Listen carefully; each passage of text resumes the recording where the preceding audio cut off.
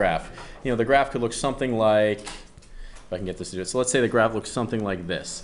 Let's say it's going to be on the, this is going to be time, and this is going to be speed, like this. So let's say the car did something like this. Went do do do do do do do do do do do do. Why did the speed go down to 0 at the end? Yeah. It stopped, right? It stopped. Is everybody with me so far? Excellent. Okay. So it stopped at the end there. Fantastic. It went, let's say, 70 miles. Nice. And let's say it went a total of 2 hours. Total of 2 hours. So here's the thing. Is this distance right here? No. No, it's not. So if you wanted to take that information and turn it into the average rate of change, that's what you're going to see over and over again. You're going to see average rate of change, average rate of change. You get to take the total distance and divide it by the total time, and that gives you, in this case, 35 miles per hour. 35 miles per hour. Now, if I gave you a function, I could ask you, what is the average rate of change between 2 points? What is the average rate of change between 2 points? So instead of speed, which we can't really use calculators here, let's change it to distance instead. Let's change it to distance. So let's say this was distance, and this was time. So at time 0, you've traveled no distance. And so let's say you're going really fast at the beginning, and then you slow down a little bit, but then you get to, let's say, after 2 hours, you've gone 70 miles. After 2 hours, you've gone 70 miles. After 2 hours, you've gone 70 miles. Can anybody figure out how you can relate this picture to 35? Where did you get 35 from? You divided 70 by 2.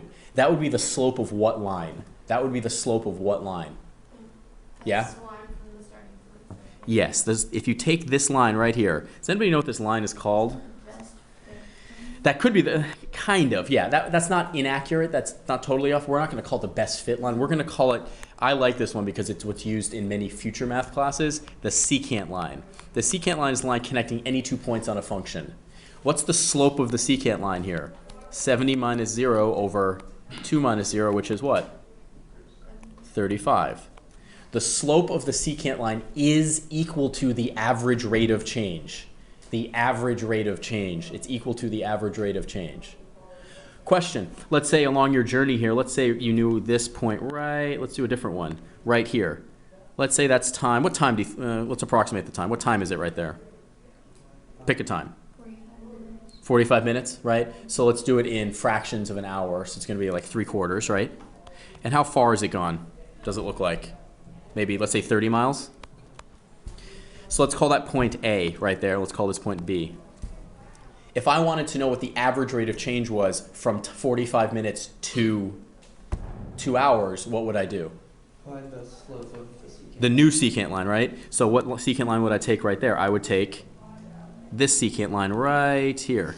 So what's that slope right there? If I wanted the slope of that red line, what would that be? 70 minus 30 over 2 minus 3/4. That would be equal to the average rate of change from 45 minutes to how many minutes? 120 minutes, thank you. Units are going to matter a great deal here. Be very, very careful about your units. Use your calculator or do that by yourself. Just tell me what that's going to be. That's going to be 40 over, how many fourths is that? 40 over how many fourths? What? Not 1/4. 1 and a fourth, right? 5/4, right? So what's that going to be equal to? That's going to be equal to 40 times what? 4/5. What's 40 divided by 5? 8. So what's that equal to? 32. So from 45 minutes, based on our, we just determined those numbers, right? We made those numbers up. So what can you, so the average rate of change from time 45 minutes to 2 hours is 32. What was the units on this? If this is in, time is in hours, and this is in miles, what was the units for this rate of change? Miles per hour, exactly. Now here's the thing. You might be given a function. Ready? Here's a function. F of x is equal to 3x minus 4 from 5 to 20, and then from -4 to -6. Find the ARC. That's going to be the average rate of change. So if I want to find the average rate of change, everybody, from x equals 5 to x equals 20, That's finding the slope of a line. That's finding the slope of a line.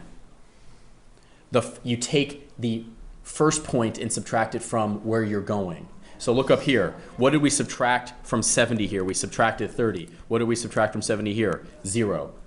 So in this case, we're going to have 2 points. Can someone tell me what the 2 points are? You plug in 20, and then what do you get out? You plug in 20, and what do you get out? 56. What's the other point? 5 comma what? 11. Those are the 2 points you're trying to find the slope between. So literally write them down. So now you write the slope. Can someone tell me what I have to write for the slope here? What minus what in the numerator? What's in the numerator? 56 minus 11. And what's on the bottom? 20 minus 5. What's this? What's the first way people make mistakes when they're finding slope? They switch a lot of things. They can put the difference of the x's on top. Does the order matter which way you subtracted? As long as you do it the same way. The same way. Which is the first point right here? Do you see the first point? Here's the first point. You see 56 and 20? Is that the first point? What's the second point?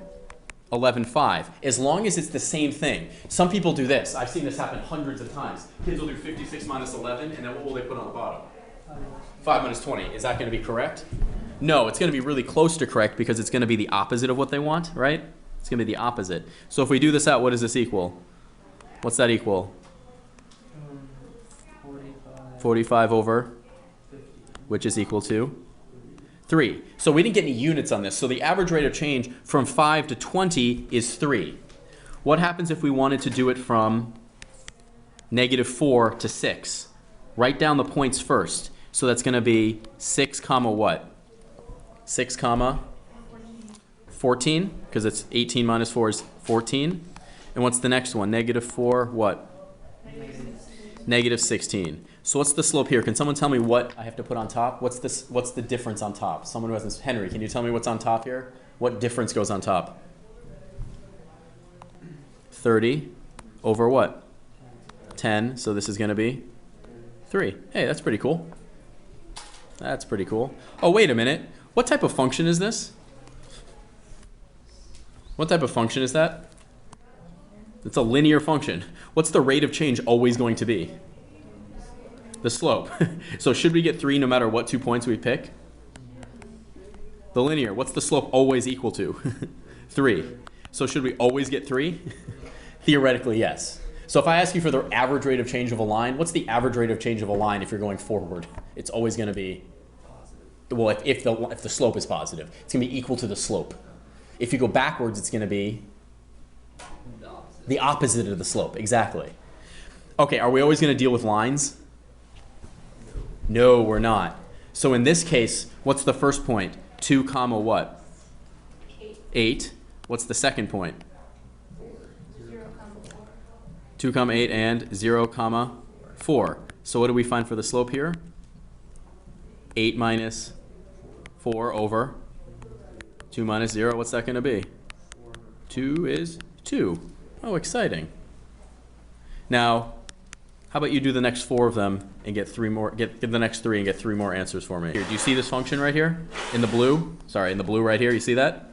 Oh, okay. Those are the values. So what's going to be? H is going to be in your answer. H is just a placeholder. H is going to be in your answer. So what do? You don't have to simplify it. You can just do m equals 6 plus h squared plus 4 minus what? Minus what? This is the exact same thing we just did. What? 40. Well, yeah, you could just say 6 squared plus 4. I'm just going to do this like that. Over what? Over what? 6. No. 6 plus 6 plus h minus what? 6. Do you see where this all comes from, everybody? There's this, and that goes right there. And what do you subtract from it? The other y value. You subtract the other y value. And then if the y values are being subtracted on top, the x values get subtracted on the bottom. This right here it should theoretically be the exact same type of thing you did before, except it's a little bit more algebra. Now, does the bottom simplify nicely? Yeah. It does. What's the bottom simplify to? H. So on top, what do you need to do? You have 6 plus h squared plus 4 minus 6 squared minus 4. What cancels? The 4s cancel. That's nice. And now, what do you have to do at this point, unfortunately? Factor. It's not no, the opposite of factoring, actually. Distribute. I would say distribute. Yeah, you could factor, but distribute is what you'd want to do here. So what do you get here? You get 36 plus 6h plus 6h plus h squared minus 6 squared all over h. Take a look. Bigger. What? Nope, it actually is not moving at all there. It's a range. Where is the function going uphill? From what to what? Yeah? -14.